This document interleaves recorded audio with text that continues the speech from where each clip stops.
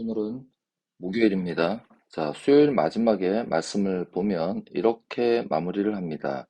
여호수아의 소문이 그 온 땅에 퍼지니라. 이 말씀을 다시 한번 보는 이유는 자, 이들이 홍해를 건너왔던 사건부터 그것이 40년 전이라고 볼 수는 없겠지만 어쨌든 간에 이들이 건너와서 이곳에 정착할 때까지 이 여리고성에 있던 사람들은 소문을 들었습니다.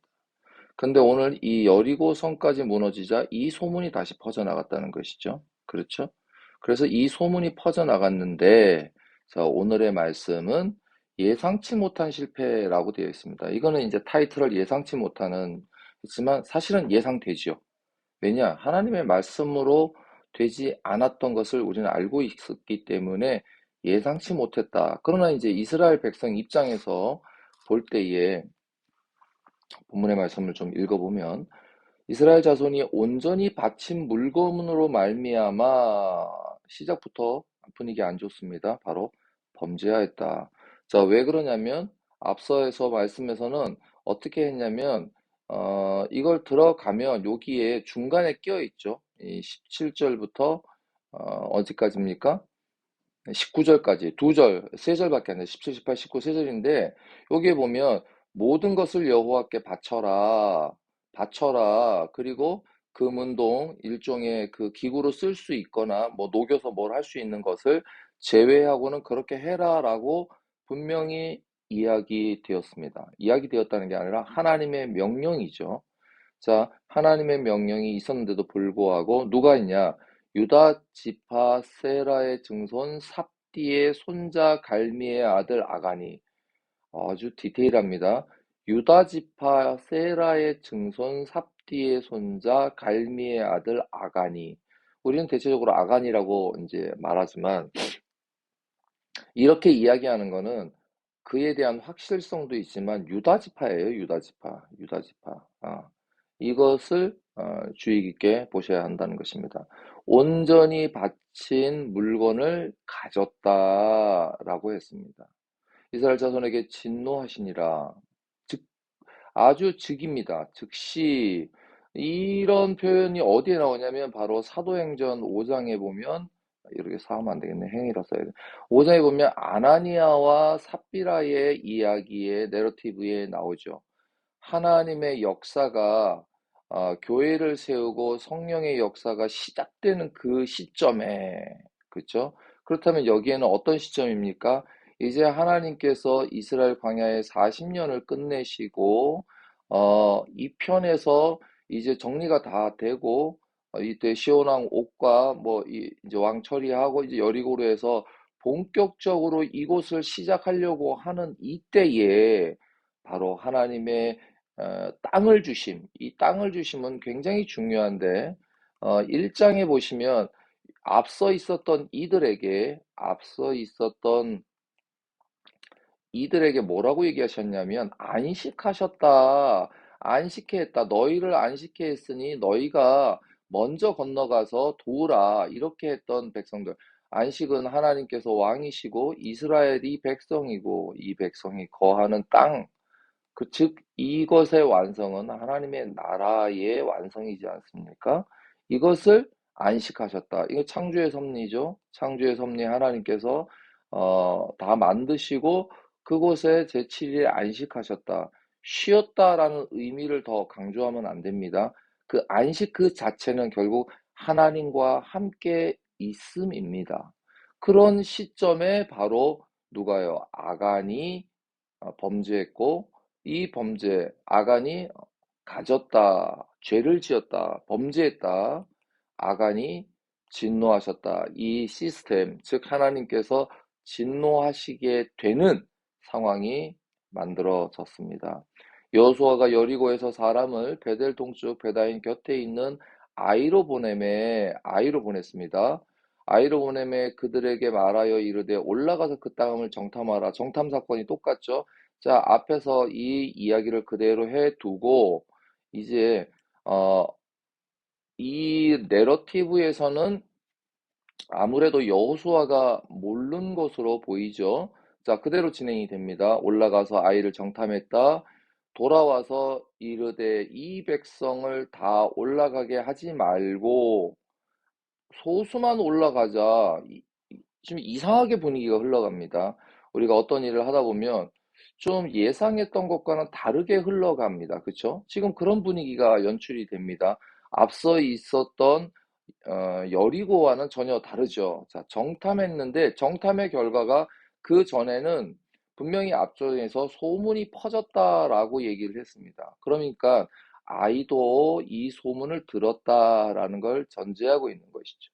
그런데 지금 똑같이 정탐을 올라갔다면 그들의 간담이 속았다, 녹아내렸다, 뭐 이런 표현이 나와야 되는데 이제 정탐을 하는 사람들이 여호수아에게 돌아와서 그에게 이르되 백성을 다 백성이 올라가도 한 일은 없습니다. 그렇다면 여기에 머물러 있는 게 좋다라는 판단을 한다는 것입니다. 2, 3천 명만 아이를 치게 하자. 그들은 소수인이 아마 이들의 판단에는 앞서 있었던 여리고를 보았고, 여리고와 아이에 대한 비교가 일어났을 것입니다. 여리고는 큰 성이었고, 더 많은 사람들이 있었는데, 그에 비하면 아이는 그렇지 않았다라고 보게 되겠죠. 보내어 수고롭게 하지 마옵소서. 이거 우리 일상의 용어들입니다. 어떤 일이 일어날 때 굳이 그렇게까지 수고하실 필요 있습니까? 제가 하겠습니다.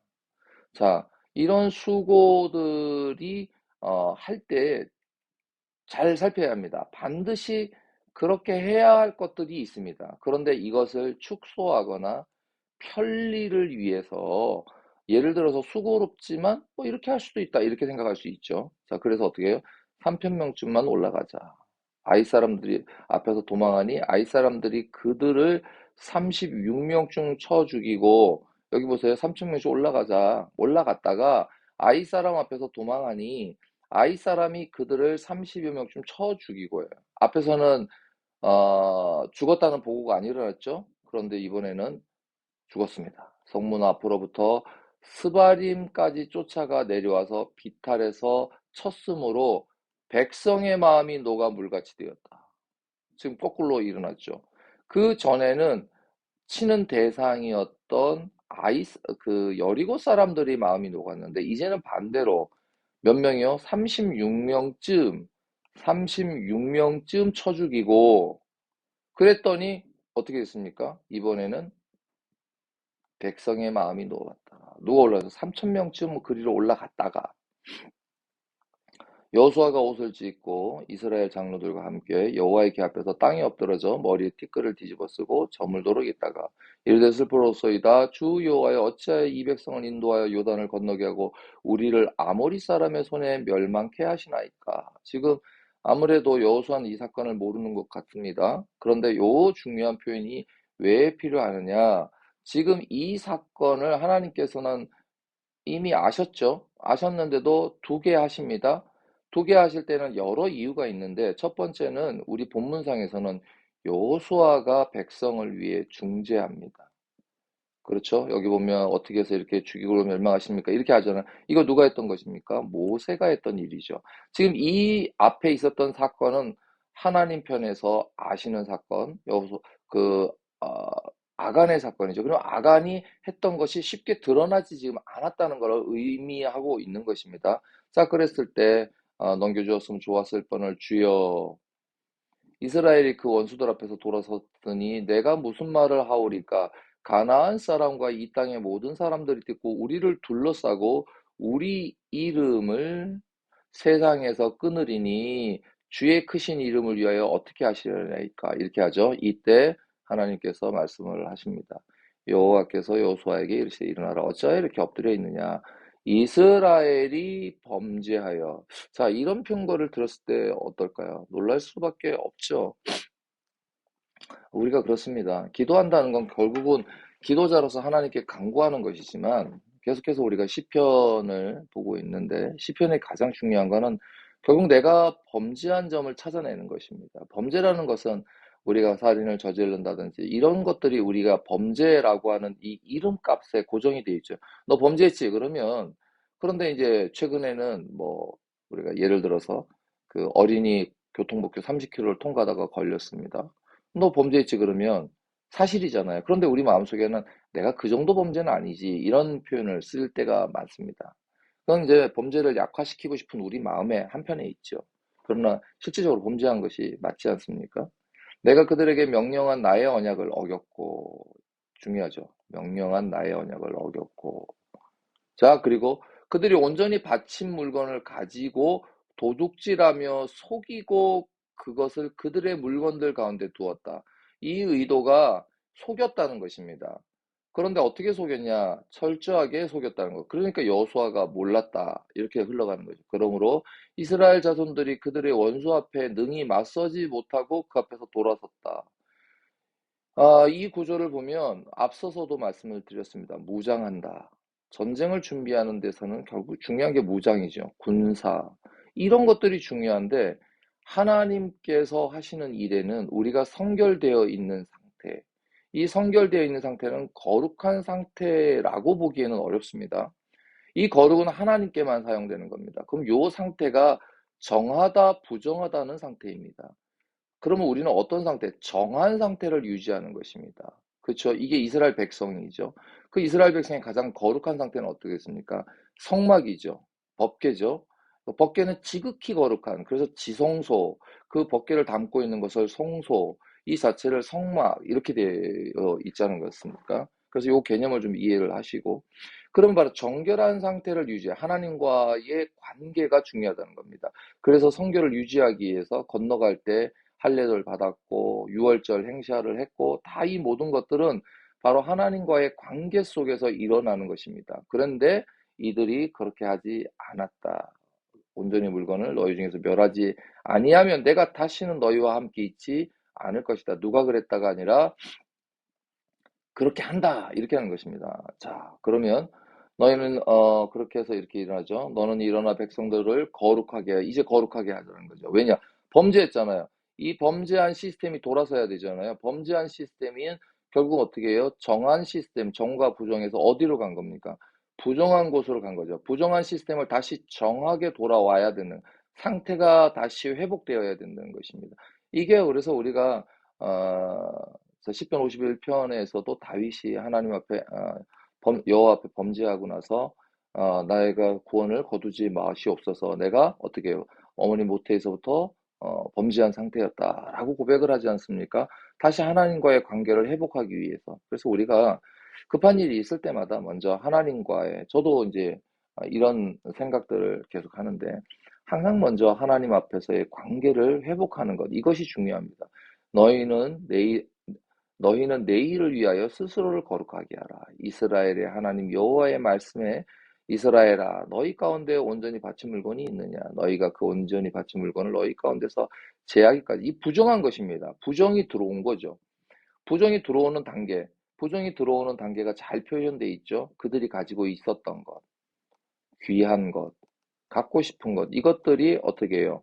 그 아간의 눈에 보여지고 그 아간을 그것을 취하고 그래서 아간이 있는 이 전체 백성이 어떻게 됩니까? 부정하게 되고 부정하게 됨으로 인해서 하나님의 일을 행할 수 없게 되고 이런 구조를 가지고 있습니다. 자, 내 원수들 앞에서 능히 맞서지 못하리라 너희는 아침에 너희 지파대로 가까이 나오라.